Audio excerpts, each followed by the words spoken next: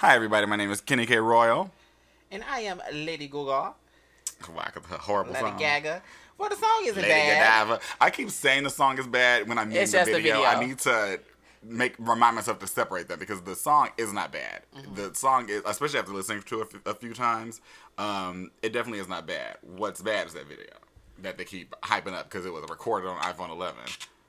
I feel like that's a trend right now. Everybody is like trying to use the iPhone because like the biggest thing the iPhone is always trying to advertise is their cameras, and then with them having this like I guess this groundbreaking 3 camera thing, everybody's making their music videos with the iPhone 11, and that's, I mean, one thing I'll give Apple credit for is advertising. They know how to promote themselves. Yeah, they really do. And get themselves like laser pointed into your brain.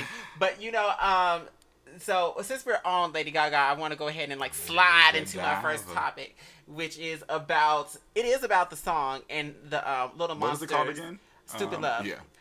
The thing is funny. I went to the bar the other day, and so they were getting ready to play it. And it's like, oh, play Stupid Love. And this dude was like, that's not real. And like that's not a real That's song. not real. Did you not know that it came out? He was a straight guy. I'm not saying straight guys don't listen to Lady Gaga. The thing is, he knew that it was a leak at first. Who? I guess when he said it's not a real song, did he does not know that Stupid Love was one of her songs? Or No, did he think did not it was know. a leak, He didn't think that would be a real song title. Oh, Stupid Love. So he was like, that's not real. And I was like, yeah, it's real. He's like, no, it's not. I was like, no, it is. It's real. He's like, are you serious? I'm gay. I know. And so we're playing that. But anyway, so the Little Monsters have been tricking people into streaming. They tricked me. Remember? Yes. And Iggy Azalea, apparently. So the biggest one was them doing these shallow bucks that were supposed to be for the people who streamed the song a certain amount of times. They would get a gift card to Starbucks. That was what they tricked me on. And so, yes. And so that's the biggest one. They also had another one.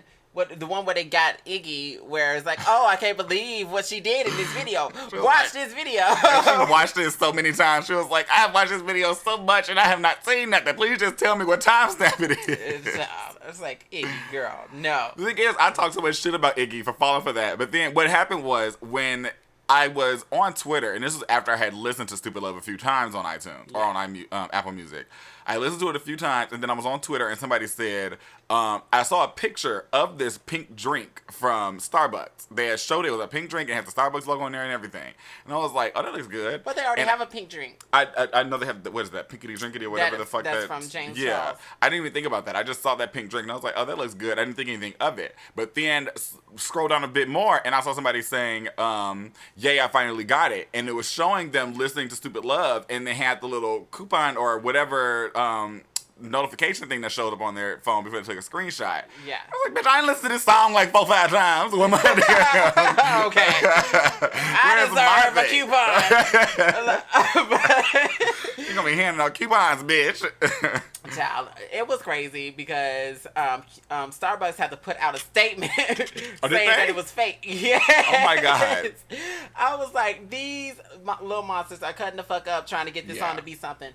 They're becoming like, remember how I said I actively go through and block people if I'm looking at comments under a tweet and it like randomly out of nowhere somebody's posting a Korean pop group video of them dance. It's never like a music video. It's always like them on concert, like on stage, or somebody's recording with their phone. Yeah. It's always that. Which is to me, I hate those videos. If I see it, I don't care about it. If I see it in there and it's not the topic of conversation, if nobody said, I love this K-pop group, and then you say, oh, yeah, watch this video, that's fine. But if we're talking about something far left, like we're talking about the Lady Gaga drink, and then you say, yeah, that shit's fake, put this video here. Watch this K-pop group. I'm going to click on your page and I am going to block you. I'm going to send you a video of a K-pop group on Twitter. See if I get blocked. I've been noticing that a lot of stands have been taking from that now because it used to just be what are they called? It used to just be the K-pop stands. Yeah. But now I've been seeing very little, but still as annoying, Ariana Grande, now Lady Gaga. I haven't seen it much with Beyonce. I think the Beehive knows that she speaks for herself. They don't really need to do all that. But Ariana Grande, Lady Gaga. I think I've seen some of J-Lo recently. I've been seeing a bit of her, but it's just like, and it's never anything to do with the conversation that's being had. It's always random, and it's not. They don't say, "Hey, watch this video." They chime in. They do one of two things. They chime in on the conversation. They stay on topic, but then they post this video with it. So it's like just sitting there. Yeah. So it's like, let's say Pink died. So oh, that was so sad when Pink died. Video there. Somebody like dancing. Yeah. And so, of course, Twitter, I don't know if this is a setting that you can turn on or off, but Twitter has it where if a video is there, it just plays. Yeah. So imagine reading, oh, it's so sad that Pink died, but while you're trying to read that, you see this K-pop group twirling. It's been so annoying seeing that. Got the little dancing shark in the background. Lady shark, baby shark, do. Oh my God. But I think, because I from what I was envisioning, like, okay, well, this is the first single and it's a nice song, but I was like, but if I'm going to compare this single to like other singles from Lady Gaga albums, if we go back, okay, the first single, which was Just Dance, was not the best song. Just Dance, gonna be the only Lady Gaga's album that the first single was the best song on the album, in my opinion, is the Fame Monster. What was the first single? Bad Romance. Oh yes, like there was not, although that entire album was good. Yeah, but that was the best song. Like, for me, I don't know. I like Teeth more than I like Bad Romance. Teeth was on the album, right? Yeah. Yeah, I like Teeth a lot more. Teeth is great. I love Teeth so much. Yeah. I just think it's something about Teeth that just holds me. I don't know. The construction of Bad Romance, it is just, to me, epic. I mean, I feel like you kind of have to. You kind of are not forced, but like you are. It's easier to like Bad Romance because Bad Romance also has a video where she did nothing but teeth. Yeah, I would have loved a video for teeth. Yeah. But you know what? I would have to say that does make a difference because I liked it gives you a Bad visual. Romance when I heard it, but when I saw that video, right, babe. that put it through the roof for me.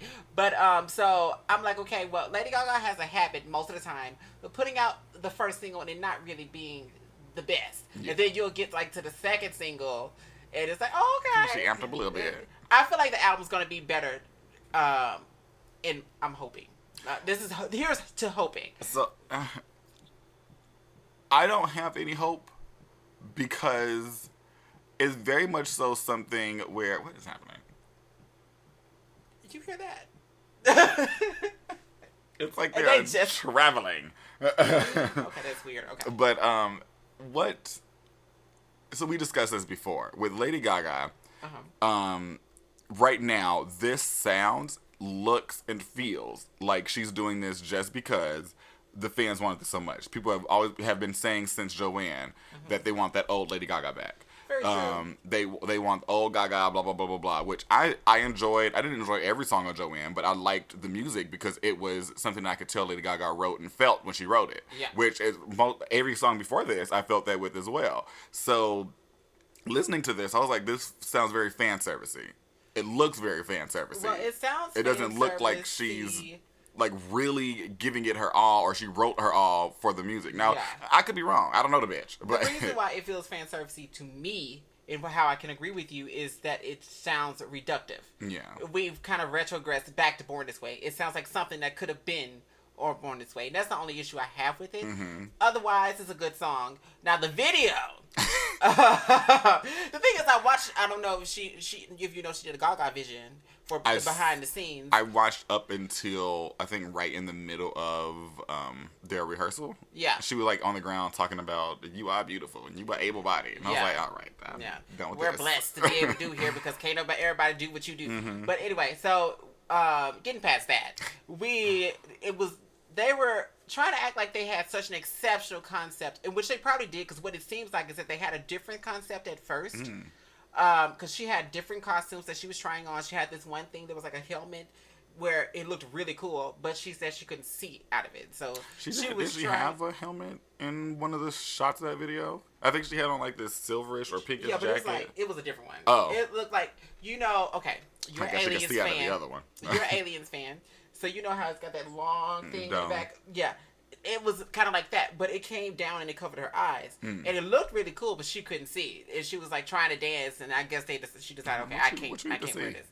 Which they're in the sand. I mean, you might want to see where she's stepping. Make sure that you ain't around no rocks. Make sure your assistant moves them.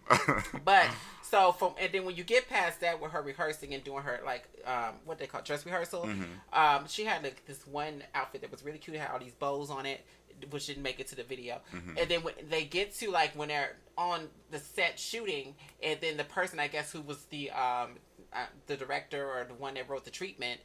Was like, oh, he had scrapped everything, and then had decided that, oh, now I really got what we need. And I feel like that's what happened. And now that was rushed because they scrapped everything they were going to do before, and they decided, oh, this is what we're going to do to simplify it. Because all they did was like all these different tribes wearing different colors, and they're dancing, and then blah blah blah and whatever. And that's what happens when you rush them. But the hardest thing to watch in that video was Gaga's dancing. Yeah. It was atrocious. It really was. And Gaga can actually dance. So that's what was also like, I don't feel like she was feeling what she was doing. I also wonder, and this is something I was thinking about because I had watched her documentary, 5'1" is that what it's called? I still have not watched that. It's good, but she talks so in depth about her body pains, and I was like, is that why she couldn't really? Oh, please don't say that, because that was the downfall of Britney Spears. Britney Spears hurt that knee, and child, she ain't never been the same.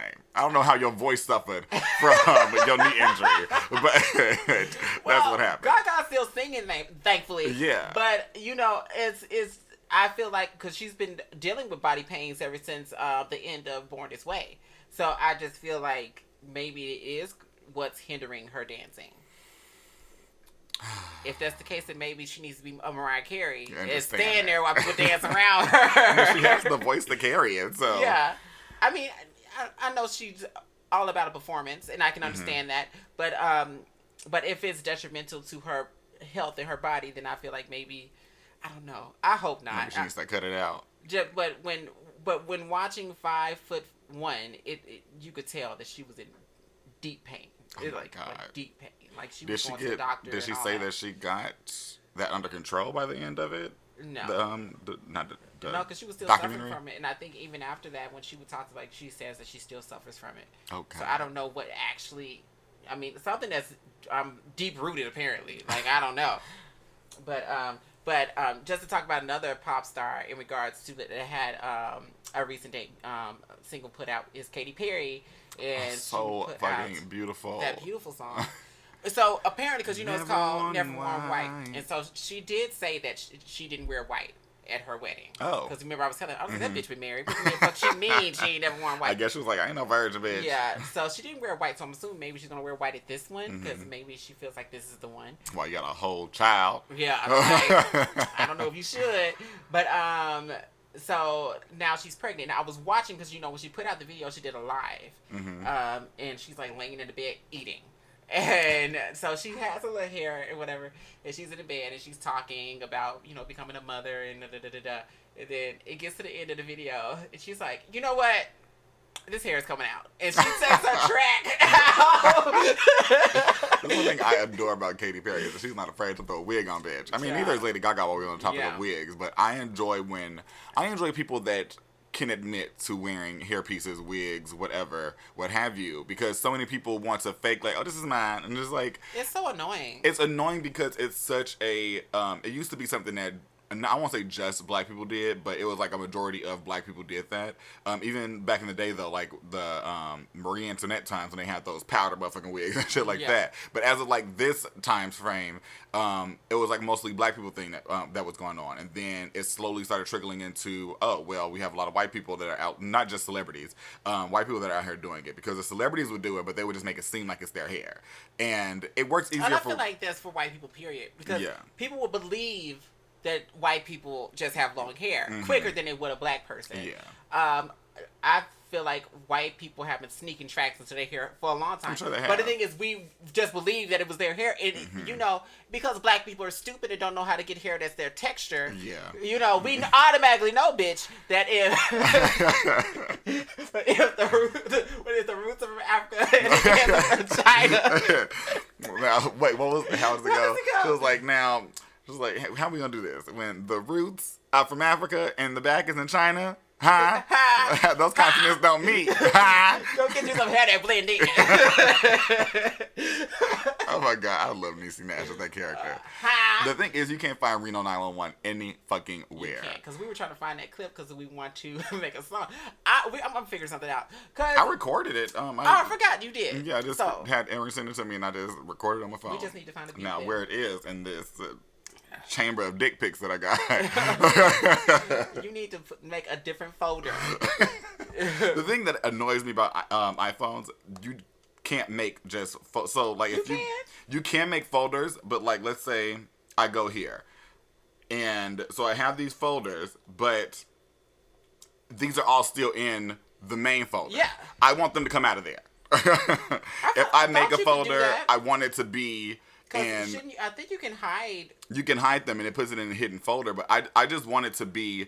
Like if I put in a folder, it shouldn't be in with the rest of the stuff. Yeah, and I think I only have that because I, of course, started with an Android phone. And Android phones, you do that on. But I mean, it's not that big a motherfucking deal. I don't care. So, my first topic is going to be about a conversation that I had actually this morning.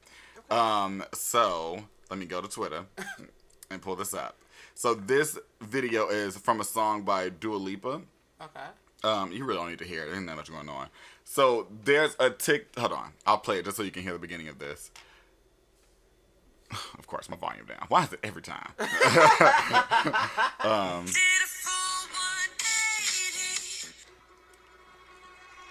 So he's confused because it said I did a full 180 and she spun around the circle.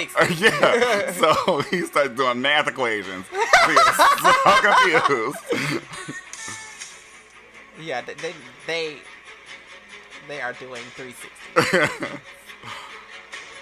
A full 180. Like, he is drawing diagrams. He's trying to figure out. Oh my god. Half 180? Half of 180 is 60. I'm so confused. Or 90? Yeah, 90. Yeah, 90. 260. Oh, these conclusions that he's coming to. Zero equals 180. Wow, he is stressed. But that's where it ends. He draws like the diagram thing, or not diagram. What is it? Degree or whatever. Like yeah, the little circle. He did that. So this was posted, and somebody said, "I can't stop thinking about this." LOL or whatever. And so there was a conversation underneath this video of people being like, "I don't understand why these dumbasses from TikTok are singing this song." Talking about doing a full 180, spinning around in a circle. Yeah. And so this one person said, because I guess he was trying to defend it, he was like, a full 180 is a way of saying 360, Einstein. And so I was like, I'm not going to let this slide. Okay, so let's look at the definition of 180 and why people use it. Because if you're doing a 360, you are coming back to doing point, the same thing. Yeah. So the point of the 180 is like you're changing direction. That's literally what I said to this person. So after he said that, I said, or he or she, whoever the fuck this was, I said, it's not. Period. They are two completely different things. And he said, full 180 meaning turn 180 and then turn 180 again to make it a 360. Wait. That would be like double 180, right? Like 180 times 2. So a full 180 meaning turn 180 and then turn 180 again to make it a 360, therefore making it a full 180. And so it's a full 360. I said, that's ... Not how it works. If you spin 180 and then do it again, you spun 360. That is not called a full 180 because it is 360. You really trying to rationalize this? And they said, no, I'm not. But it's what Dua literally meant on the song. She even turns 360 when saying it. And I said, then she also doesn't know how to spin 180. Well, the song is talking about changing her mindset on, because when he said that, I was like, let me go fact check before I correct him. Again, I went and I read the lyrics of the song. Yeah. And the song was about, literally, she is getting over this dude. She was like, I've been stuck in this position. I'm turning around and leaving because you ain't treating me right. I'm about to go find somebody else. And when you see me with this other person, don't be trying to come over here and talk to me now. So I said, The song is talking about changing her mindset on the person she used to date. To move on from someone is to do a 180. If you spin in a circle, you're still with that person. Yeah. That's not what her lyrics imply. Is she confused? So, because I didn't watch the video. But I haven't then seen the video either. That person didn't reply back to me. So I was like, okay, so they clearly didn't have anything else to say. I went and I watched the video. She does not spin in that video. Not one motherfucking time does she spin in that video. Not on that lyric, at least. He said that she spun on the lyric, right? Said, he said that. He said, because he even said, y'all can argue with me on this, but it's literally what she meant on the song. And so he said, she even turns 360 when saying it. And so I went and watched the video. When that part comes up, when she says, I do a full 180, she is standing in one spot. Just thinking. She's not doing anything else. Yeah. So I don't know where you got the spin from. I'm like, maybe she says it again in the video because I didn't see that lyric again in any other part in the lyrics. Yeah, that's the only time she says it. So I was like, maybe she tossed it in at some point in the video only. And so I watched the whole video. I was like, okay, this song is good. And then I was like, I didn't hear her say this again. So where did she spin 180 on this? I was like, no, I think what it is people they don't know anything else to do when somebody says spin. So they just 160, 380, 90, whatever it is, they're going to do that. And so I was like, what would be better is if you're going to do it, since it's like really the first part of the song, have your back facing the camera. When you said do a full 180, spin and look at the camera, and then do your little dance that you're doing. Works out. Now you don't look like an idiot that don't know how to do math. I also think that these people didn't really fully think about the definition or what it meant. And it was just like, oh, a 180, oh, let's spin. I mean, I think that's literally they weren't thinking logically. Yeah, they can't. You can't be. And I feel like these are probably dances when you. I'm not a TikTok person. Mm-hmm. The only time I see TikTok is in passing. I don't have a TikTok account. Mm-hmm. But it seems like these. You really don't need one. Twitter typically shows you the highlights. You see a lot of TikTok. The most I've seen on TikTok is Doja Cat's "Say So" because that's my song. But it seems to me that they quickly throw these little dances together just so they can get some views. Mm-hmm. And I mean, my mom was like, Kimo, why don't you get on TikTok? I was like, first of all, I'm not entertaining. I don't find myself entertaining, and I definitely am not a dancer. It takes so much time to create the content for it, though. But I don't think I have the mind for it. Like these people, for instance, that video of that dude thing, doing. Yeah, I wouldn't have thought. I would have never thought to do that. He was so stressed. Yeah, he was so stressed in this I don't video. have the mind for it, and so the people who do, I commend them and how they can take these seconds and make them tell a whole story. Yeah. And because that's why I like Vine so much. How people could tell a whole story in 6 seconds. It's like that takes creativity. It makes you think because when you think about 6 seconds, it's like nothing. Yeah. But these people can do a lot with 6 seconds. And me, all I can do is cry in the corner. That's all I'm going to do in 6 seconds. And if you find it entertaining, then hey, send me my check. But that whole thing irritated me because what it brought me to was how people fight so hard to be wrong. Why is it hard for you to come to the realization oh, you're right. That's not, because for you to go so far as to say that's what she meant in the song when none of her lyrics imply that's what she meant, and then because you couldn't find anything else to say about that or to argue your point of wanting to be right, you said she literally does it or she spins when she says it in the video, and I was like, okay, I didn't say anything to that because I didn't know it at the time. But after I watched it, I was waiting for him to reply back. So I'm I watched this video. Well, no, she did not. Yeah. He didn't reply back though, because I'm sure he knew. He was like, let me leave this alone. Of course he did. I can't argue with facts. People argue with facts all day. They try so hard. I think that people have such an aversion to being wrong to just saying, you know what, you're right. That's cool. But because you're not always right. But people don't like to think that. I think for me, I have no problem with saying if me and you are having a conversation and I say something, because I'm quick and I say it on the podcast all the time. I could be making this up, which I could be. I am very good at making shit up and thinking that it was real. And I feel like people should learn how it's okay to be wrong. Because you know what? You probably didn't know that before, but you know it now. Yeah. So now going forward, when you're talking to somebody, okay, well, now I know. Yeah. So what's the problem with, being wrong for somebody to tell you what's right? The part that bothered me the most was the explanation of it. Because I already read it to you, but the full 180 meaning turn 180 and then turn again. again. To make a 360, therefore meaning a full 180. I'm like, no, that's a 360. You can't say, let me do a 180 and then do another 180 and that's a full 180. That's not how full things work. Saying, that's just like saying, take one and then add one to it and that's one. Like, you got a full one. So, I mean, that's the same thing if we want to use that logic. Yeah. I mean, so if we're listening to Beyonce's song, 1 + 1 didn't equal 2. Right here. 1 + 1 equal full 1. No, I don't know nothing about algebra. That bothers me so bad. That bitch's English sometimes is atrocious. I think that was on purpose. I think she knows how to say algebra. Hopefully. I think the point of it was that she didn't know anything about it, that she don't even know how to pronounce it. At least I hope. Because it's just like anytime when there's something like that, because that's recorded. That's on the studio recording. It's like, I don't know much about algebra, but I know. 1 + 1 = 2. I don't understand, but like I said, it would have to be on purpose for me to believe that they left it in. Yeah. Because I was like, nobody in the studio hear this. Oh, they were scared. They were like, don't say shit. No, I'm like, no. No, it's like that, the Candyman meme where it's like, don't say that. That meme has gotten so much traction, and I love it. I'm sorry, I'm about to tell Beyonce. I don't want you like a fool on these streets. It's like, no, you're going to be the one. I'm going to be like, don't say that. That's how people did it. That's how people do their best friends, though. They don't let their best friend walk around with a boogie in their nose and don't say shit. It'd be more because I'm just like, I don't know if she's gonna come up in here and stop us all. Please tell her that when you're the only one in the room.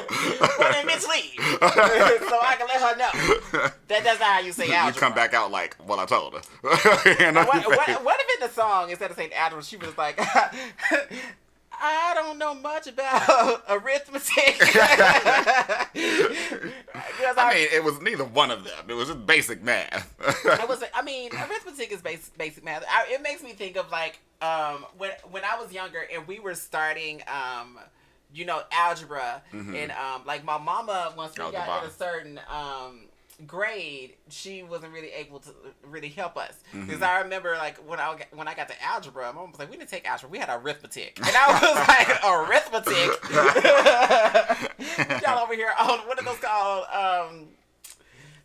Those things are the little things the little circle things you move.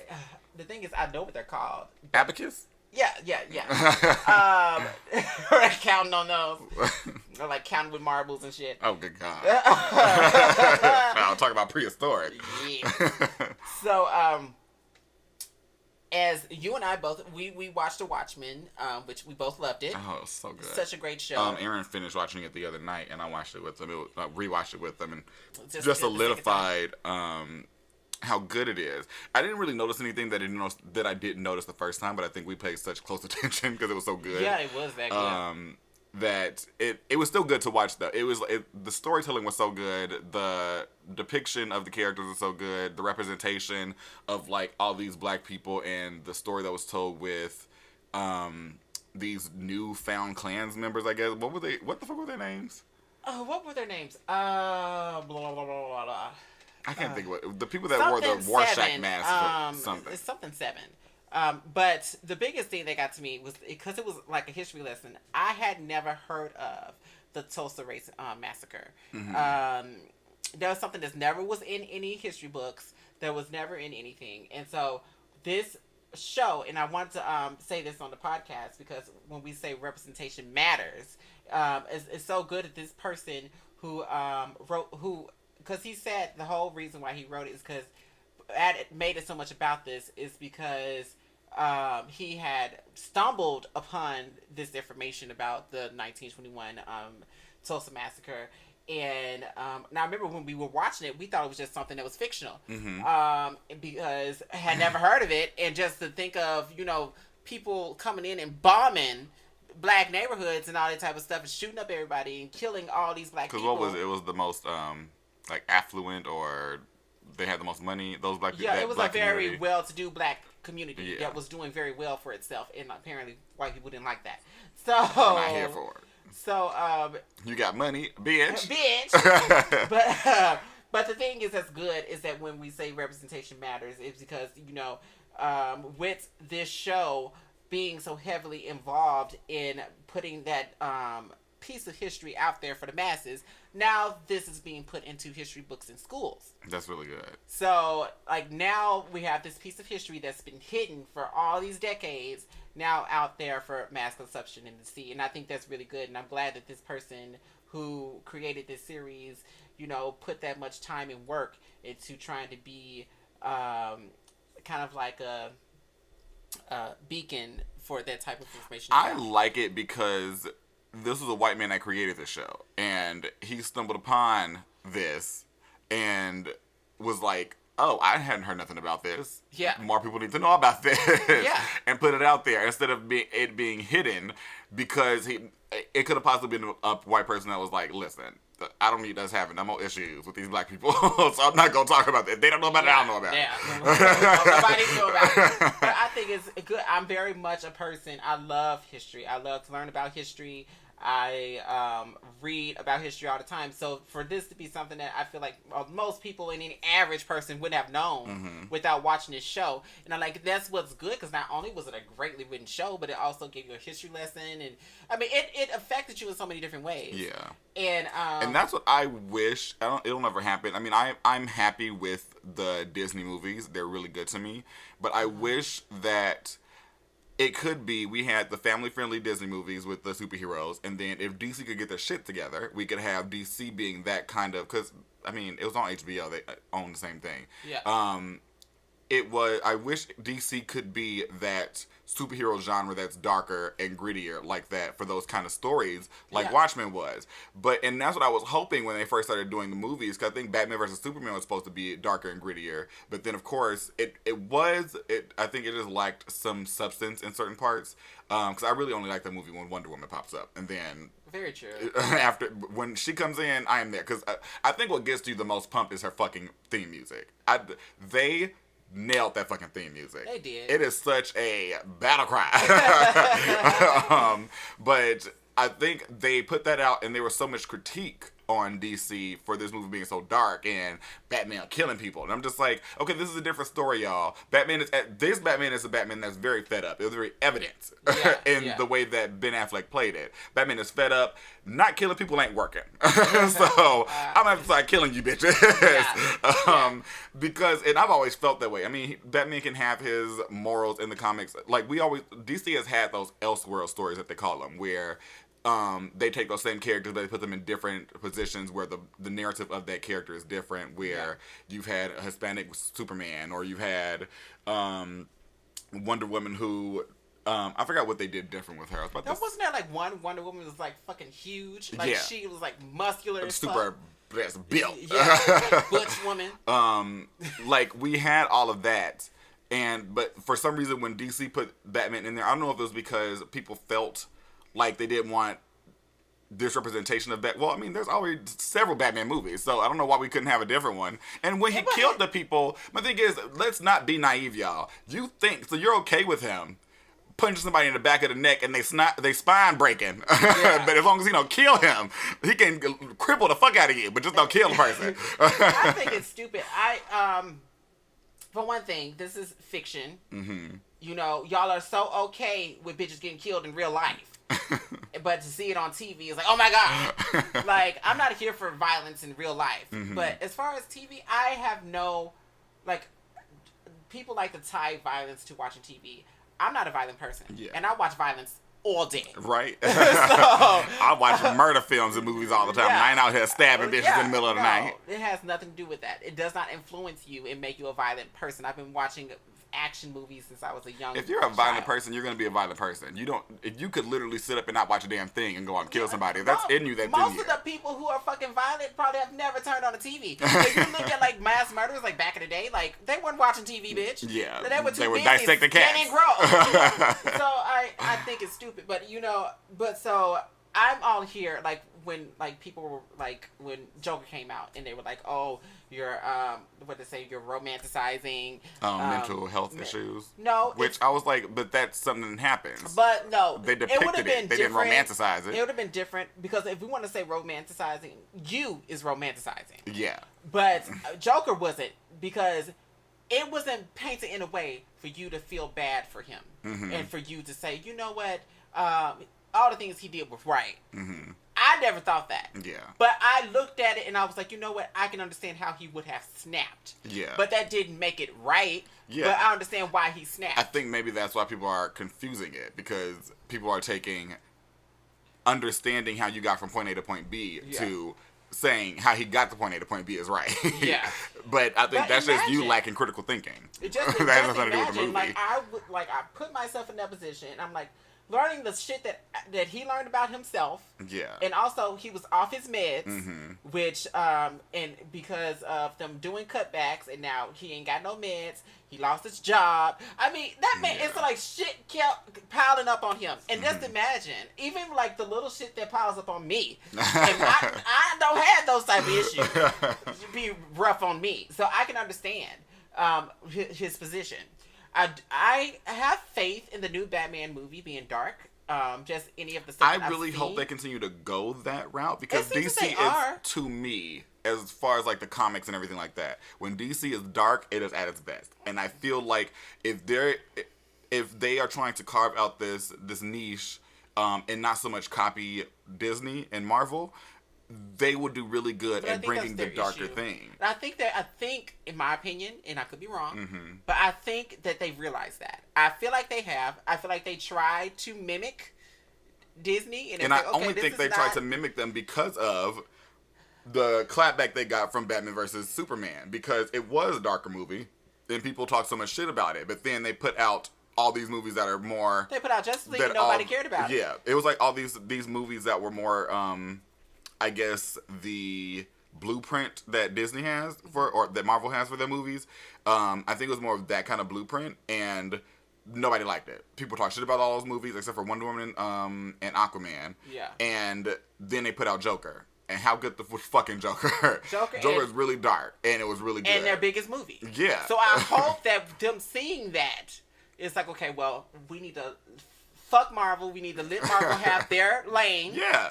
Because Marvel is Marvel, and nobody's going to do it like them. You won't get compared if you don't compete with that person. Yeah. You need to stop looking at what Marvel's doing. I understand what Marvel's doing is very successful, but it's successful for them. What you need to do, for one thing, DC has always been darker than Marvel. So they need to concentrate on that and keep moving forward with this type of theme and keep making good movies. I feel like the Batman movie is going to be really good. I'm liking everything I've seen so far. I've been trying to keep away from looking at it. I know you and Aaron have been looking at it. I've been looking at it, yeah. I've been trying not to look at it because I don't want to have... expectations. Yeah. I find myself enjoying movies far more when I don't have expectations. Now, I can get expectations for Disney, because even if I have an expectation, if they change something, I'm not so... I don't have an aversion to what Disney changes about the Marvel movies or the Marvel stories. Yeah. Now, there may be things that I say, I wish it would have been this way instead of this way, but I'm not upset about what they did. The thing is, DC has horrible writers because they don't have writers, or they don't have somebody like Kevin Feige that's looking over it saying, like, being an actual fan of the comics itself, I won't even say the comics, the source material. Being a fan of the source material matters when it comes to writing these stories, because so many people think things like comics and video games are for kids, and they treat them as such when they write them, and that's what makes it terrible. Well, for one thing, I think they forget that these are adults. Yeah. Let's remember these are adults, and they're doing adult things. Now, this ain't Harry Potter. Now, if these are kids doing like this, I never really understood kids saving the day. I never got that whole. I don't see how we're going to put these kids in these adult situations, and they're going to be able to fight against this grown ass man and save the day. I don't. I don't quite get that. Especially when it's like a 9-year-old. I'm like, what are we going to do here? But these are grown. Send this boy back home. Right. Like, what? Like, so it's weird. But I have, from what I've seen of the Batman movie, I've been pleased with. I like the costume. I like the Batmobile. Like, they have like 3 shots of the Batmobile. looks really I cool. have seen that, the pictures of it, and I saw Catwoman. I haven't seen Catwoman. I don't think it was Catwoman. I think they thought it may be Catwoman. Think it's Catwoman. They don't know. But I hope it ain't, because I don't like that costume. This Grace said the same thing. It's very plain, and I mean, I know they're going for a more realistic thing. You can go more realistic and have it stylized as well. Yeah, it can still be stylized. Because Catwoman was very much every depiction of her. She doesn't just have on a catsuit. Yeah, it's always something about it. But one of the things I watch, because me, you, and Aaron all love Grace. And so Grace Randolph, y'all, getting to her. Yes, give some promo. She's the only person that I remember. She's the only person that I can watch the reactions of for movies, because she's not over the top. Yeah. She's not watching it to react in this over the top way. Because I feel like a lot of reactors watch something first before they record it, because they want to get there like, oh, I'm gonna do this on this part. That's how I feel. One thing I like about her, and I can agree with you on that, is you can tell that she makes her notes or whatever, but because she stutters and things, you can tell she's making it up as she goes. Yeah. And sometimes she'll tell a joke and she'll laugh at herself. Like, you can tell that it's off the cuff. Like, she does that. She's off the cuff for reactions. She's not off the cuff or she's still kind of off the cuff for her, like, when she's breaking down a movie or talking about things. She has her bullet points. Like, she has bullet points, but she doesn't have a script. Before. She doesn't. She's shown her bullet points before. She's like, this is when you guys see my eyes over here, I'm looking at my bullet points so I can know what I'm talking about. Yeah, but like I said, I still say that it's very real. You can tell that she didn't practice. You can tell that these are just her thoughts. I mean, it's okay to have bullet points just to keep you on track. Yeah. If you're going to do that. Because it's far different than a script. Yeah, also that, because, you want to stay on track and you want to stay on top, because, so you're not like us. Because she's short form. Most of her videos are like 10 minutes. Yeah. So you got to stay on topic. And she's also somebody she doesn't chop up her videos. Yeah, she doesn't. It's just all the way through. All she do is like put a bunch of pictures on there, and that's all it is. The most basic editing, but I live for it. But I love her reactions because of that, because she doesn't overreact to everything. She sits there. It's essentially like if you're watching it with a friend. You both are just looking at it and you're like, oh, that's crazy. Or she'll make a little joke about it when it's in the middle of going. And then at the end of it, which is what I appreciate the most, she gives you more information about either that genre of film, the I guess history of whatever is about to come out, because a lot of things are remakes now or things that are being made from like a book or a comic. So she'll give you history about that if she knows about it, or she'll give you history about the director and why she doesn't think it's gonna work out. So I enjoyed that, and I remember when I first got into her, I was working at Voodoo still, and Solomon had came up behind me when I was watching one of her reactions. He was like, "You watching reaction videos?" And I was like, "No, I'm watching Grace." I used to watch this guy that will react to music, because he was a guy, I can't remember his name because he doesn't do it anymore, but he only listened to rap. So he wanted to expand his music collection, and so he actually went online and was like, okay, well, people recommend music to me so that I can see whether I like it and whatever, and get more into this artist. So he would then eventually, as he got more into it, he would have like a day for each artist. Like Beyonce would have a day, and then whatever. I think you told me about him one time with Britney Spears. Yeah, because he had really liked Glory and whatever. But it was interesting because you could tell that he was giving his real opinion as he reacted to it. And not something that he thought was like funny or buzzworthy or something like that. That's what is bothering me a lot. So many people are just trying to do things to be a buzz right now instead of doing things of like making good content has gone out the window, I think. But I think I can't really blame people for doing things that are buzzworthy instead of like decent content, because that's where a lot of these algorithms are putting it. Like YouTube, Instagram are valuing things that are just buzzworthy instead of actual decent content. So I can't blame if you get your coin, you get your coin. Especially because these people, this is their career and this is how they're making their money. Yeah, and if your only job is to create this content, you gotta do what you gotta do. If people are not watching yours as much as they're watching these people that are overreacting to every goddamn thing. But I can understand, because like some people, like they'll have their channel where they're making the content that's going to make them money, then they have another channel where they're doing something they really want to do. Yeah. And I've seen that.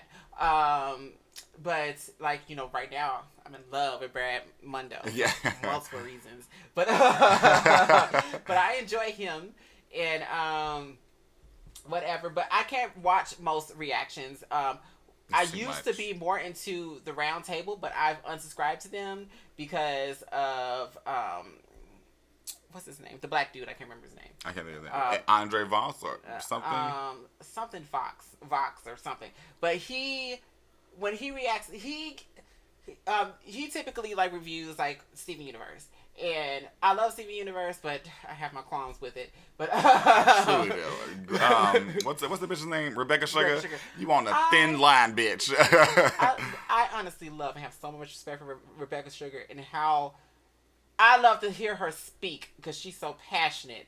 But there's a disconnect to me. There's a disconnect of how she speaks about Steven Universe and the characters and the world she's developed and what she puts out. Because when you listen to her speak, you expect this very thought-provoking, profound show to come out.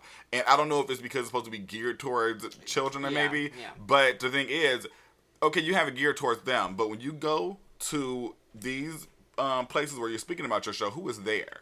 A bunch of motherfucking adults. Adults are watching it. I can understand you starting it that way, but let's cater to the audience that's watching now. I feel like it should have grown up a little bit more, especially with Steven getting older. I mean, it's grown up a little bit with Future, but still at the same time, like I personally don't like filler. And Steven Universe has a lot of filler. And I know if any Steven Universe fans listen to this, they're going to be like, no, every. I'm not going to say there's absolutely nothing in the episode that has absolutely nothing to do with the plot, but to me, each episode should be driving the plot. I mean, especially when we get them in such small chunks. I was just going to say that. And then, most of it is filler. It's different when a show comes out like normal. Let's say we get it every week or whatever. But like you said, we get hers in here's 5, here's 2, here's 1, here's 5, here's how many I feel like putting out today. We get it in those spurts. And so especially when you leave off on a cliffhanger of a very decent episode and a good story arc, or like it brought you somewhere in the story that you wanted to get back to. Like when they talk about Pink Diamond or the Diamonds in general, Homeworld, stuff like that, I'm all here for it. Like their past and who's created them, I'm here for that. But when we just talking about a TV show, like the last episode had nothing to do with any fucking thing besides just showing how Steven always needs something to fucking fix, a problem that he needs to correct. That speaks to his character, but we knew that. We found that in the first damn episode I put out when he was trying to make everybody do what he wanted them to do at Homeworld. Or Little Homeworld. So we didn't need that. We didn't need to tell me this again. I don't know if they're like stretching things out for time or what, but I don't do that though. If this is the last season, like I can forgive the filler, or I could forgive the filler of the previous seasons. With this being the last one, you need to make sure that everything in here has something to do with this story, so that we can wrap it up. Yeah, definitely. I feel like, and to be honest, as much as I love Steven Universe, this is a series that I'm happy to end. Because it's stressful. It stresses me out. But I do have a lot of love and respect for Rebecca Sugar. I really, really hope whatever she does next, which I'm sure she's going to stay in animation, she seems to love it a lot, is it goes on Netflix. Netflix knows how to put shit out in a reasonable amount of time. That's what I want her to do so bad. And also, I feel like with her, because I feel like she would still want to create content for LGBTQ community. That way she would be able to talk about the topics that she wanted to talk about without the restrictions of like Cartoon Network or a network like that. I feel like you can get away with a lot more on Netflix. Can you? Yeah, I mean, big mouth, dicks and pussy everywhere. But so I hope that she does that, and I hope, and I'm just interested to see what she does, and then hopefully we can leave behind all of the filler. Please. I did enjoy in the very last one that came out with these 2 that dropped. I enjoyed learning how Bismuth felt about Pearl, and because they never really discussed that. Yeah, it never been discussed. I did enjoy that. That's backstory. That's backstory that I want to know more about. So I would enjoy like another episode coming out and we get a little bit more information about how long has Bismuth felt like this about Pearl. How long has Bismuth been looking at Pearl like, girl, I just want to tap that tiny ass of yours. I mean, it was interesting to learn because it's not something that was explored, and it was out of nowhere, but not in a bad way. That's a filler episode that I wouldn't mind. I also liked them being at the skating rink, and I also liked like I said, I didn't really understand why Steven all of a sudden didn't know how to speak to humans anymore.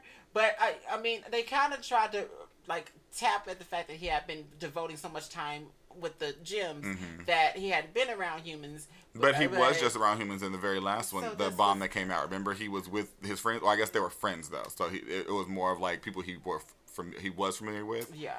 I guess that's how I can rationalize it. But so that was weird. But also, I think like I feel like he was also feeling possessive of Connie, but at the same time, he didn't want to stop her from being able to grow with other people, and so he was like, I don't want to hold you back. It was like a whole lot of complicated feelings, which are very realistic, like in real life. And so that I'm like, okay, that's character development. I'm fine with that.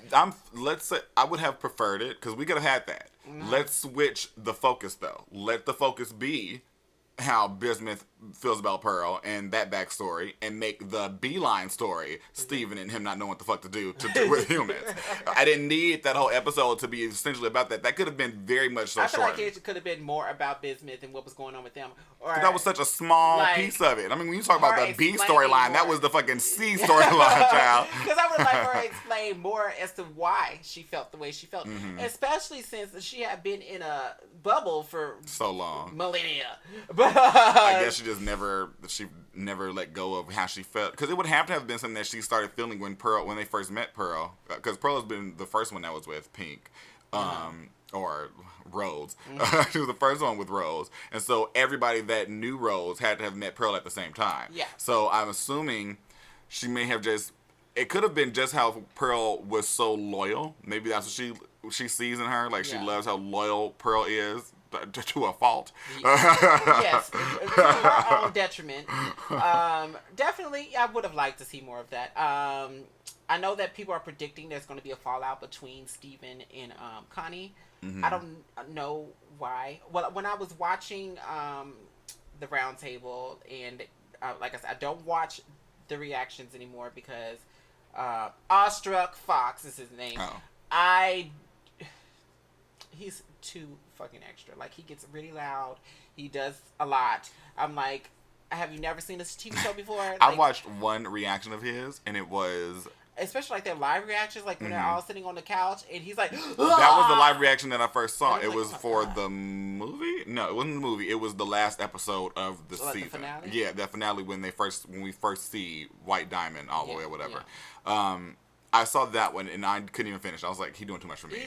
Yeah. And I figured he would. That's why I don't watch reactions. I don't watch the reactions on that channel. I did stop watching it altogether because I would only watch the ones where he's discussing theories about Steven Universe. Yeah. But his theories are so... I need theories that are based in reality and knowledge. Yeah. Like, knowledge and fact. I don't need... Get on my nerves. If you have a theory because you woke up today and you felt because you looked in the sky, you saw Steven's face in the cloud, and you was like, you know what this means? That Steven gonna fly today in this episode. I don't need those kind of theories. Yeah, he would find things and just pull shit out of the air. To make a video. Thing that would get on my nerves, and I always, because it's been so many different times where Steven will interact with a TV and he will swear, oh, he's watching a videotape with his mother and he's getting emotional. He ain't nobody looking at that tape. Stop looking it up. Because he did that even with this new one, because, they put out the promo for it and he was standing in front of a TV. Oh, he's watching his mother's tape. Why would he watch this? Why? What? For what reason? At this point, he really isn't that big of a fan of his mother anymore. Really ain't. So I was like, I don't understand why you keep going back to this tape every time he gets proved wrong. And so that gets on my nerves. But there's like a clip in the promo that they showed where Steven was like laid out. And it was like there was a picnic, but the picnic was destroyed, and they think that he made a picnic for Connie to make things official, and Connie said no. And you got all of that from? Yes, they did. So this Connie, trailer that showed nobody. It's from it's a still like that he took of a couple of seconds that was in the trailer of this one tiny speck of a scene, and so he has come up with this whole thing that. He's going to ask Connie to be official. Connie's going to say no, which everything that's leading up to now doesn't really suggest that she would. Yeah. I mean, she seems to have been very for Steven. Well, she had kissed him and everything. He would have had to sat down with her and been like, when you gonna give me that pussy, bitch? And she was like, I don't know who this is, but I'm not here for this. It's like, I need Urkel back. See, now, go away, Stefan. Now that theory would, I could take that theory if it was coming from somebody like Grace, because Grace would say something like, and of course, I don't know if she watches the show, even cares about the show. She doesn't seem to, but let's say we saw that and Grace came out with her theory. Grace would say something like, it's been known that Steven only does picnics for Connie. Yeah. And then, okay, I see where your theory's coming from then. You saw a picnic and it's destroyed. I see where you're coming from. But he just decided to make this up. He made this whole thing, and so what he thinks is that when she says no, he turns pink and has another, like, one of those explosions, and then, like, starts this whole thing, and then Connie, like, runs away, blah, blah, blah. There's also, like, a video. How does he get tired of being wrong? Apparently not. But I guess, I mean, he's got to make content. But there's a video of Rebecca Sugar, and like it was like a Q&A, and somebody asked her, I think they asked her if Steven and Connie would ever get married, and she was like, she can't really answer that question. So, I mean, it's possible, I guess, but but I'm like, but why would they break up? I truly don't know. It's like people are really, really steadfast on thinking that at some point they're gonna have a falling out, and I don't really know why, but we'll see. I'm not saying it won't happen. But I don't know why people are stuck on it. The arrow ain't pointing in that direction. Not as of right now, no. My last story that I have right now is something that's not... This is from years ago. It was... so this angry parent at Disneyland.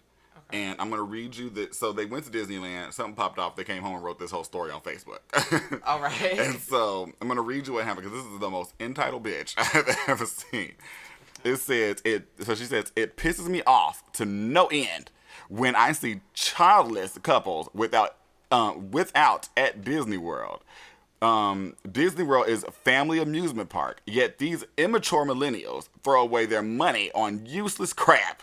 They have no idea the joy and happiness it is to mothers who buys their babies treats and toys.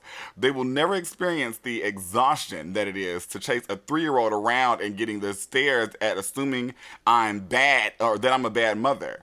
This cunt in some very slutty shorts was buying a Mickey Mouse pretzel, and Aiden wanted one, but the line was very long, so I said later, and it broke his poor little heart. And he cried. I wanted to take that fucking pretzel from that trap, like, thanks, bitch, you made my son cry. Disney World is for children. People without children need to be banned. Mothers with children should be allowed to skip all the lines. You have no fucking idea what it's like to have to stand in line for 3 hours with a cranky, tired, exhausted toddler, and I can't just tell him that we can't do something because it's his vacation too. I fucking hate childless women with a burning passion. You went to Disney World, and this is what you came out with. All the shit that's at Disney World. You were mad at childless women I find and couples. That I'm confused. I'm flabbergasted. Because what makes you think that people without children can enjoy an amusement park? Disney World. Like, it's like I'm confused. So is she saying that, okay, if she didn't have children, because adults like Disney, we grew up with it. Yeah. We grew up with Disney before these kids did. And we still watch Disney to this day. So you want to tell me that me, a Disney lover, can't go, and this child probably don't even know shit about Disney. Right. And I can't go enjoy Disney. And also because I go when it's hot as fuck, it's California. And I can't have my legs out. I feel like it's fucking insane for you to think that just because you have a child that you should be able to skip everybody in line. Yeah. Bitch, I paid my motherfucking ticket too. Like, you didn't, like, your ticket didn't cost more than mine. Right. Okay, for you to think that you can go skip me because you have a child. I don't give a fuck about your child. Let me tell you something. I didn't make your baby cry. You told him that he had to wait. Yeah. I didn't. And no matter what, whether the people in line are childless or not, bitch, you gotta wait in line. Regardless. Just like you were in line, that person in front of you that you were so mad about was in line before you. Yeah. The thing is, what killed me about it was the part where she said, the bitch was standing in line with, or she had Mickey Mouse, what was it, Mickey Mouse pretzel? Yeah, Mickey Mouse pretzel. Mm-hmm. They had a Mickey Mouse shaped pretzel. I don't even think that said she was in the line. She just saw her with the pretzel, just standing outside, and man of her business. Her for the reason why her son didn't. And have so the he asked for was one. Was the place closing? It was not. Exactly. So it seemed to me that you just didn't want to wait in line. Just for the same. That bitch had to wait in line just like you did. She didn't go up and just walk up and say, you know what, give me this motherfucking pretzel. Just pass everybody. No, she had to wait in line just like you. So you mad for what? Because then she said...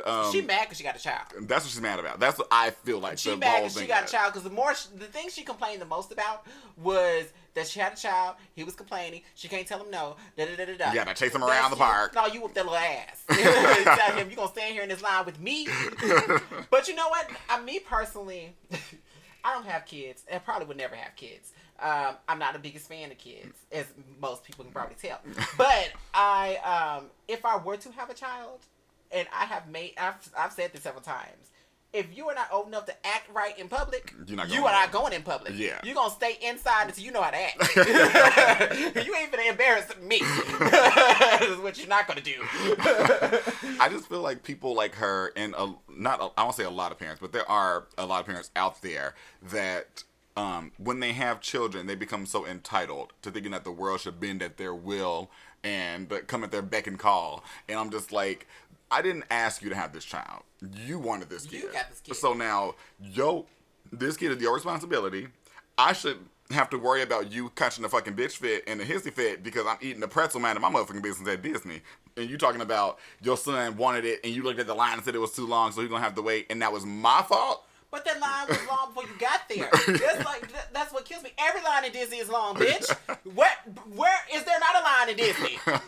Do you when I was watching a Disney documentary and just a line to walk around the park? Yeah, I just don't understand. I remember when I was watching the documentary of Disney, and they went through this whole promotion of they was doing all these things, and then finally when Disney opened, there were so many people in there that people could move. Oh my god! It was so just to think about it is Disney is one of the biggest attractions in America. Mm-hmm. You're gonna wait. You're just gonna wait. That's just gonna be it. You're going to wait. And if you don't like waiting or lines, then Disney is not the place for you to go, bitch. That's just the end of that story. Yeah, my thing is you mad because you had a kid. You mad because she don't and she can do what she want. And that's what I got from that. And I feel like it's fucking ridiculous for you to think that Disneyland is only for children. Yeah. It wasn't made by children. Did children come here and build Disney? There's so much at Disney World. Now, I've never been to Disneyland, but Disney World, there's so much there that is geared toward... Disney's a family-friendly place. Disney World is in Florida, right? Yeah. Okay. Disneyland is in California. In California. But Disney is itself as a brand is a very family-friendly thing. It's made that way so that people of all ages can enjoy this. It's not people of 10 and below. I think that people forget because she said it's family-friendly, but not all families have kids. Yeah. So even say, for instance, one day your child is going to be an adult, and so when he becomes an adult, you won't be able to go to Disney with him. And her ass. I'm trying to understand, family is people who are coming together in unity as in love and caring for each other. That's a family, whether it's by blood or by choice. Yeah. And so for you to say that kids, that's just to me, I would, when I would talk to my mom on the phone and when I started living on my own, and every year I put up a Christmas tree and I decorate for Christmas. I'm gonna say, why you ain't got no kids? I'm like, it's not for kids, it's for me. Right. This Christmas tree is for me. I love the Christmas spirit. Yeah. So, but people have that thing that certain things are only for kids. Just like when people say that about animation and cartoons and anything. I'm like, no, it's made for anybody that enjoys it. I don't get this concept of thinking this is for this person, this is for this person. Just like, there are people who believe that Medea movies are only for black people. It's for anybody that want to watch it. Except for me. I mean, I don't care about a Medea movie anymore. Truly. But, I mean, it was great in the beginning. Yeah. But when shit, gets repetitive and you just taking the same story and putting different names on it, I don't care to watch it no more. Which is what he very much so showed in his little... I don't know what that room would even be called. Well, he calls it his writing room, but I call it... Child. Call it a room alive. Right, because all you do is... for him to sit there I understand feeling proud that you wrote all these scripts by yourself. Okay, feel proud about your writing ability, but then when you have to think about what those stories all are, they're all the same thing. A lot of Tyler Perry shit is all the same story being told, like you said, with a different motherfucking title on it. And when you start noticing that, if that becomes a critique that a lot of people are saying, because we're not the first people to say this, it's something that's very prevalent. People talk about this a lot. Yeah, that was the criticism when he posted that. When he posted that picture of all those scripts and saying that this is why I don't have a writer's room, talking about, stay focused, blah, blah, blah, get your shit, But whatever. a writer's room is not because you're lazy or don't feel like writing or cannot write. It's because you need people and other ideas so that all your shit is not the same thing over and over. And that's what makes me, because, last night I was watching the behind the scenes of the Steven Universe movie, and, they are very collaborative. Mm-hmm. And, like, one of the things that Rebecca Sugar says, that one thing that she loves about being on a team is because so many people have different backgrounds and perspectives, and that way you can get like a broad picture of what's like the human experience is. Mm-hmm. There's more experience than what you've experienced. Clearly, because all he's experienced is a light-skinned man fucking a man. What is it? It's a dark-skinned man fucking a woman over, and then a light-skinned man coming in. Save the day. Yeah, that's clearly all you've known your whole life. And it also is clearly is a deep-rooted colorism. Think that dark-skinned men are bad and light-skinned men are good. Mm-hmm. Which I absolutely hate colorism, and it's such a deep-rooted thing in the black community, in what they believe is a beautiful and not beautiful and acceptable. And because they talk so much shit about dark-skinned people, but dark-skinned people have some of the most lovely skin I've ever seen. I don't know what it is about the melanin that they have that just deflects all pimples. It radiates. It really from does. Within. And so I was on I was rolling through Twitter, and you'll see something, and you're like, oh, let me click on this person's page and see what else they got. So one of the things they had on their page was Team Light Skin. I immediately got off his page. Yeah. I hate that. Mm-hmm. I hate Team Light Skin, Team Dark Skin. I absolutely hate colorism in any way. We are all black. Yeah. At the end of the day, if it came to a day where you were in a line and there was a white man, and that white man decided which one of these bitches am I gonna lynch. He's gonna lynch both you and that dark skinned man. He doesn't give a fuck about how light your skin color is. And I'm gonna say, like, we have to think about that. No matter what your skin tone is, if you are black, they just see a black bitch. Yeah. And so for you thinking that you are better than a dark skinned person is stupid to me. And I was like, to me, we should all praise our culture because we are the most complex in looks as far as skin tones and features and everything. I feel like not to say that other races doesn't, but I feel like we have the most variety. Yeah. And I feel like that's something to say about, how deeply rooted our genes are in creating what is now like the human race, and like how it's been involved in creating all these different palettes. Yeah. Because that's where it all begins. And so I feel like we should recognize our own inheritance and what we own, but at the same time, because I also, I hate the whole black girl magic, black boy magic. Yeah. I hate that also because it gets to a point where we're trying to say we're better, and I don't like that. I hate the idea. Be proud in your skin color, your heritage, who you are, and always, I don't ever let a bitch forget that I'm black. Ever. People love to ask me, "What are you, black?" You don't need to know nothing else. Black and I'm proud. But I'm not here for the whole whole propaganda that we're better than this or better than that. I don't believe in being better than nobody. I don't believe in nobody being better than me. That's literally the definition of racism. Yeah. It's an elitist type way. And I feel like for some people, in order for them to feel good about themselves, they got to put themselves above somebody else. I don't need to do that. I don't. I can believe I'm a bad bitch without comparing myself to the bitch sitting next to me. Yeah. You I don't know? have to think that I'm a bad bitch because this bitch is horrible. Yeah. Like, I'm not here to be like, oh, you know, to me, if you gotta be bad by comparison, you ain't bad. Yeah. you ain't a bad bitch. You are bad by comparison. Yeah. and that is my thing. And so whatever. Don't want to get into too much of a tangent about that. But just saying. You know. Just letting you know. But that was my last story or my last topic anyway. So we are pretty much good. We have made time. It is 1 hour and 9 minutes. Look at us. Look at God. That is gross.